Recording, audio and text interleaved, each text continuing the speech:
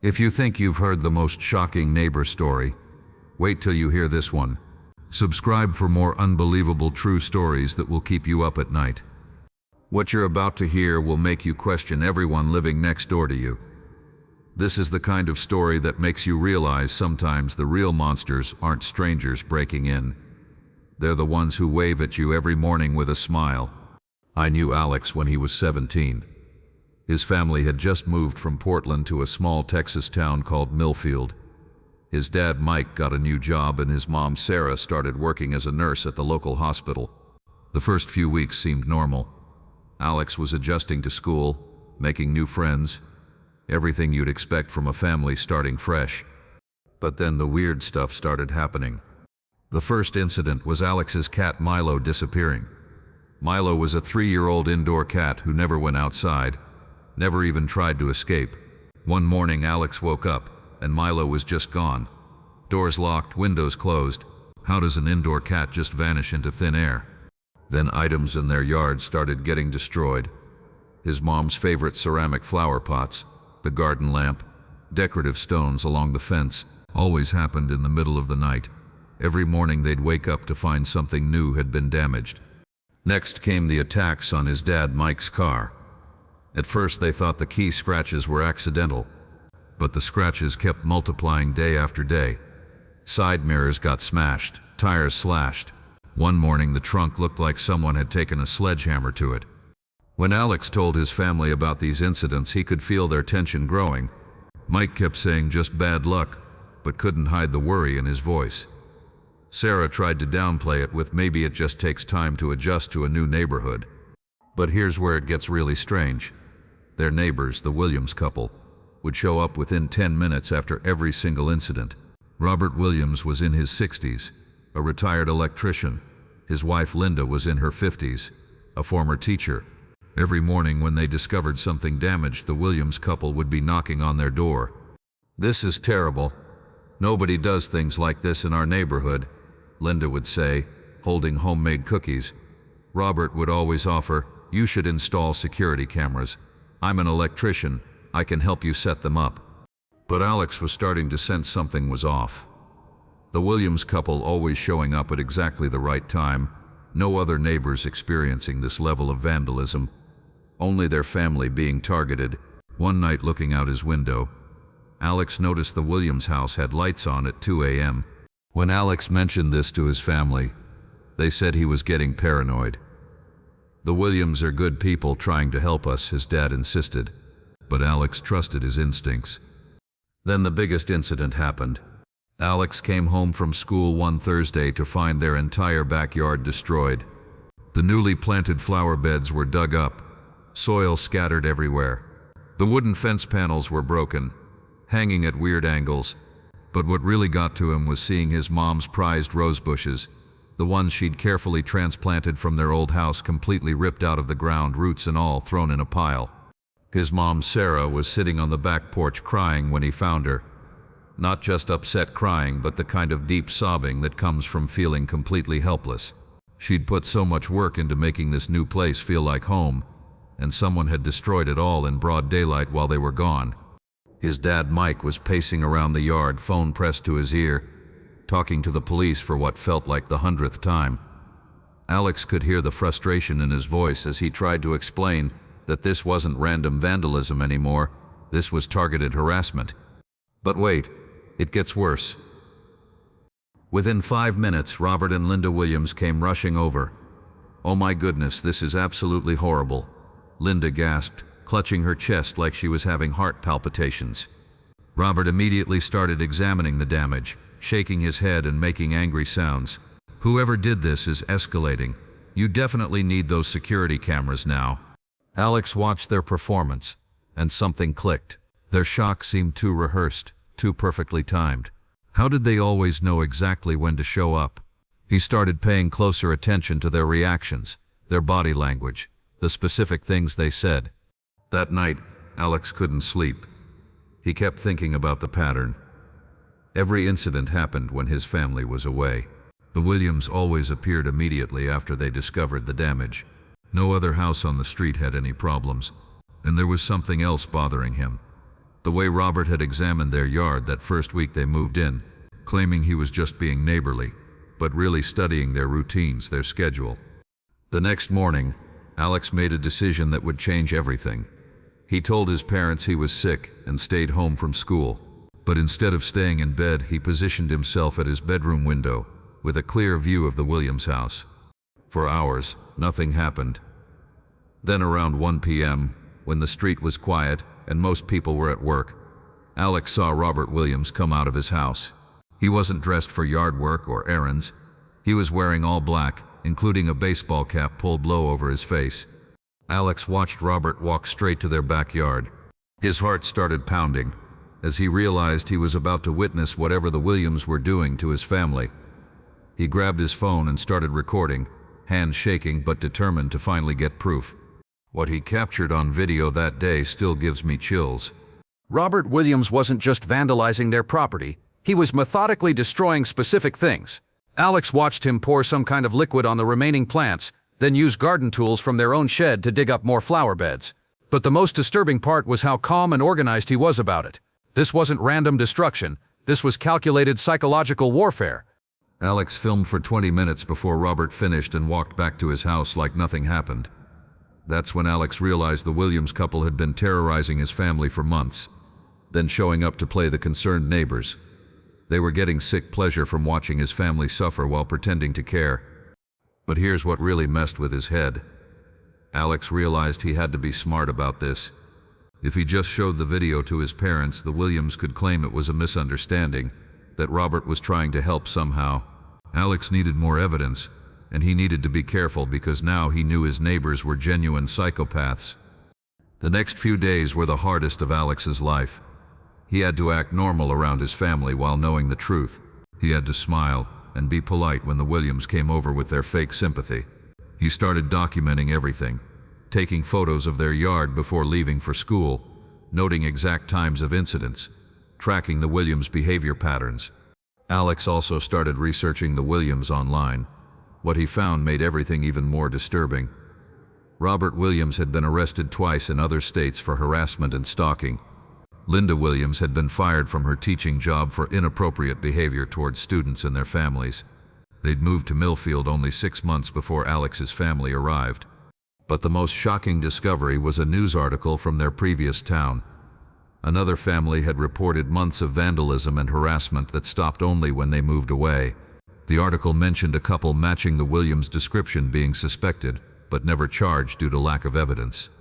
Alex realized his family wasn't the Williams' first victims. They were serial harassers who got off on driving families out of neighborhoods. That's when Alex decided to set a trap. He told his parents he was spending Saturday at a friend's house, but instead he hid in the woods behind their property with a clear view of both houses. He brought water, snacks, and his phone fully charged. If the Williams were going to make their next move, he'd be ready. Around 2 p.m., Alex saw something that made his blood run cold. Both Robert and Linda Williams came out of their house dressed in dark clothes. But they weren't heading to Alex's backyard. They were heading to his front door with what looked like a gas can. Alex realized they weren't just planning to vandalize anymore. They were about to escalate to something much more dangerous. He called 911 immediately, whispering into his phone as he described what he was seeing. The dispatcher told him to stay hidden, and that police were on their way. Alex kept recording as Robert Williams poured gasoline on their front porch, while Linda acted as a lookout. But here's the thing about small towns. The police response time isn't always fast. Alex watched the Williams light matches and realized they weren't going to wait for the cops. His family's house was about to be set on fire, and he was the only one who could stop it. Alex made a decision that probably saved his family's lives. He called his dad's cell phone and screamed that the neighbors were trying to burn down their house. Mike was at work 15 minutes away, but he immediately called their next-door neighbor on the other side, Mrs. Peterson, who was a retired nurse.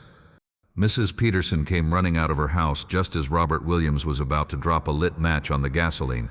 She started screaming and pointing, which spooked the Williams into running back to their house.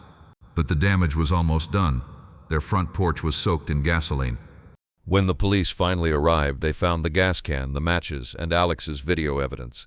But here's where the story gets even crazier. The Williams tried to claim they were actually helping by testing the family's fire safety. Robert Williams looked the officer straight in the eye and said they'd noticed a gas leak and were trying to demonstrate how dangerous it could be. Linda backed him up, crying fake tears about how they were just trying to be good neighbors. If Alex hadn't had months of video evidence and documented incidents, the Williams might have actually gotten away with it. But the police had everything: the harassment pattern, the escalation, and clear footage of attempted arson. During the investigation, more disturbing details emerged. Police found detailed notes in the Williams house about Alex's family's routines, work schedules, and daily habits.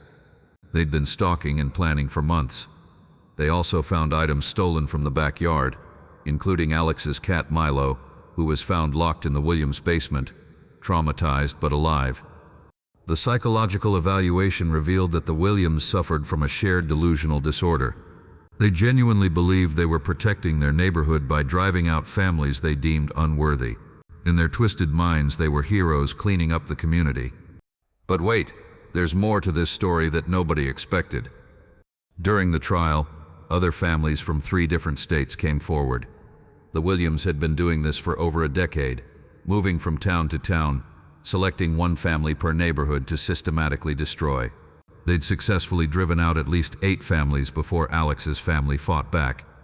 One family from Oklahoma testified that the Williams had escalated to poisoning their dog and breaking into their house to move furniture around, making them question their own sanity.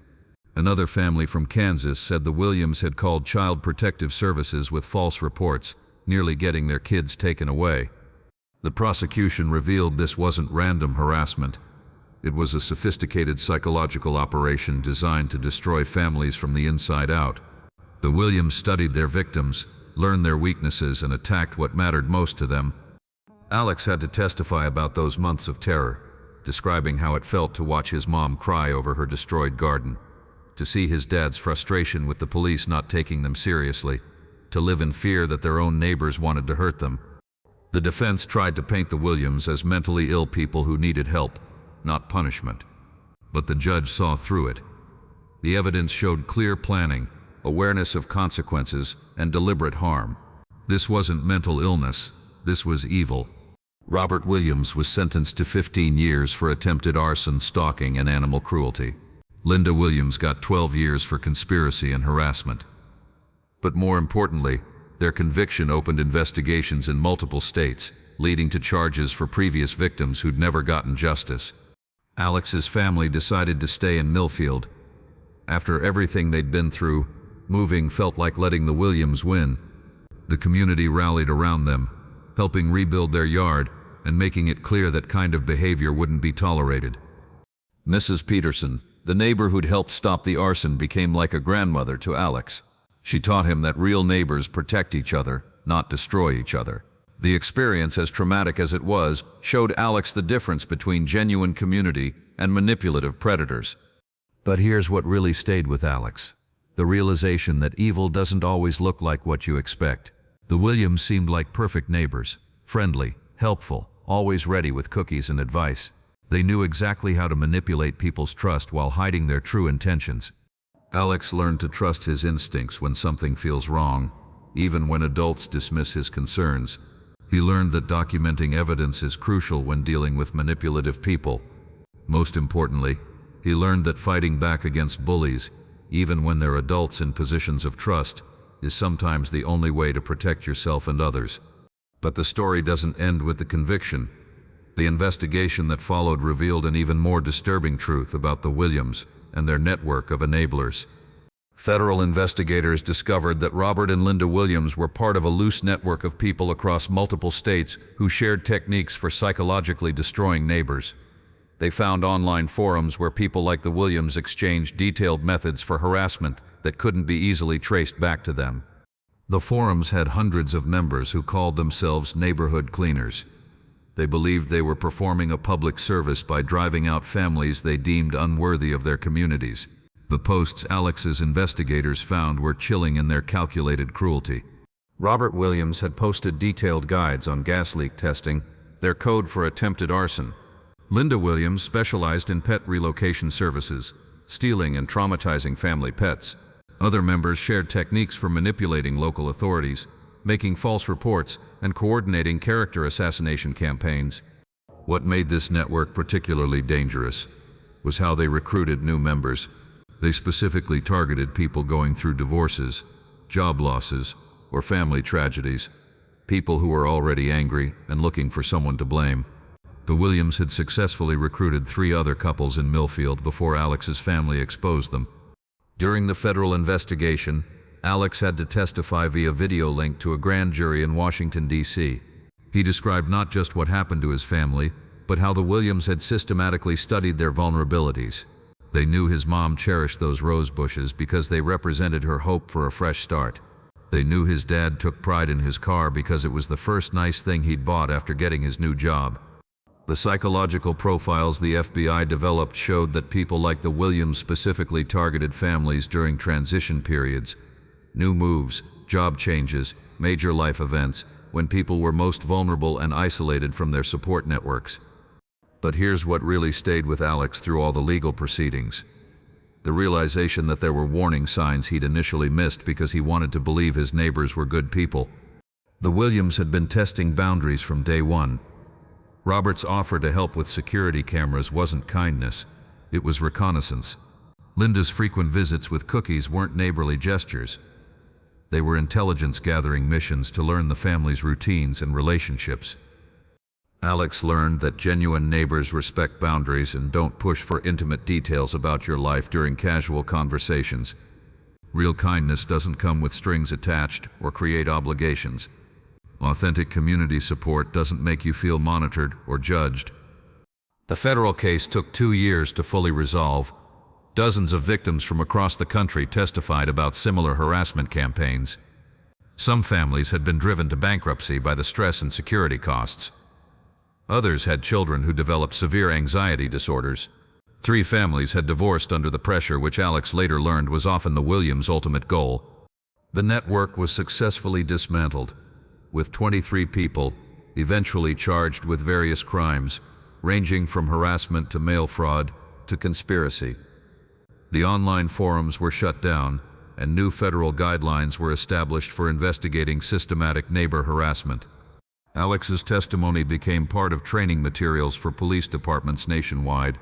His documentation methods and the evidence he gathered became a model for how young people can protect themselves and their families when adults fail to take their concerns seriously. 3 years later, Alex still lives next door to where the Williams house used to be. The new neighbors, the Johnson family, are genuinely kind people who respect boundaries and don't show up uninvited after every minor incident. Alex can tell the difference now between authentic neighborliness and manipulative surveillance. Mrs. Johnson bakes cookies too, but she leaves them on the porch with a note instead of using them as an excuse to interrogate his family. Mr. Johnson offered to help with yard work once, accepted no thank you gracefully, and never brought it up again. When Alex's family went on vacation, the Johnsons simply watched the house without asking for detailed schedules or emergency contact information. Sometimes at night, Alex still checks the locks twice and makes sure Milo is safely inside. The trauma of those months doesn't just disappear, even after justice is served. But he's not afraid anymore because he knows he has the strength to fight back when necessary, and more importantly, he knows the warning signs to watch for. Alex now volunteers with a victim advocacy group that helps families dealing with neighbor harassment. He's helped 4 other teenagers document evidence and navigate the legal system. He's learned that his experience, as traumatic as it was, gave him unique insights into predatory behavior that can help protect others. The Williams are still in federal prison, serving sentences of 18 and 15 years respectively. Alex hopes they're getting the mental health treatment they need, but he also knows that some people are simply dangerous and need to be kept away from potential victims. During one of the victim impact hearings, Alex met Sarah Martinez, a woman whose family had been targeted by the Williams 3 towns ago. Her teenage daughter had developed an eating disorder from the stress, and her marriage had nearly ended. Sarah told Alex that seeing a young person fight back and win had given her daughter hope that she could recover from what happened to their family. That conversation taught Alex that survival stories aren't just about individual healing. They're about showing other victims that resistance is possible, that justice can be achieved, and that predators can be stopped. Alex started a blog called Trust Your Instincts, where he shares safety tips and documentation strategies for young people dealing with adult predators in positions of trust. The blog gets hundreds of messages from teenagers whose concerns are being dismissed by adults, and Alex works with local law enforcement to connect these kids with resources. That's the thing about surviving targeted harassment. It changes you, but it doesn't have to break you. Alex learned that sometimes the scariest monsters are the ones who bring you cookies while slowly destroying your life behind your back. But he also learned that predators rely on isolation and silence to succeed. When you document everything, trust your instincts, and refuse to be silenced, you can not only protect yourself, but also help protect future victims. The Williams might have succeeded in destroying another family if Alex hadn't been brave enough to gather evidence and fight back. Truth always comes out eventually, especially when brave people refuse to give up and fight for justice. But it comes out faster and more effectively when young people know they have the right to be heard and the power to protect themselves. If you made it to the end of this story, remember to trust your instincts when something feels wrong. Document everything with dates and details. Don't let adults dismiss your concerns just because you're young. Build a support network of people who believe you. And always, always fight back against people who try to make you feel powerless. Sometimes the most important battles are fought right in your own backyard. But those battles can have impacts far beyond your own family when you refuse to let predators operate in silence. The neighborhood is safer now, not just because the Williams are gone, but because everyone learned to pay attention to warning signs and trust their instincts about people who seem too good to be true.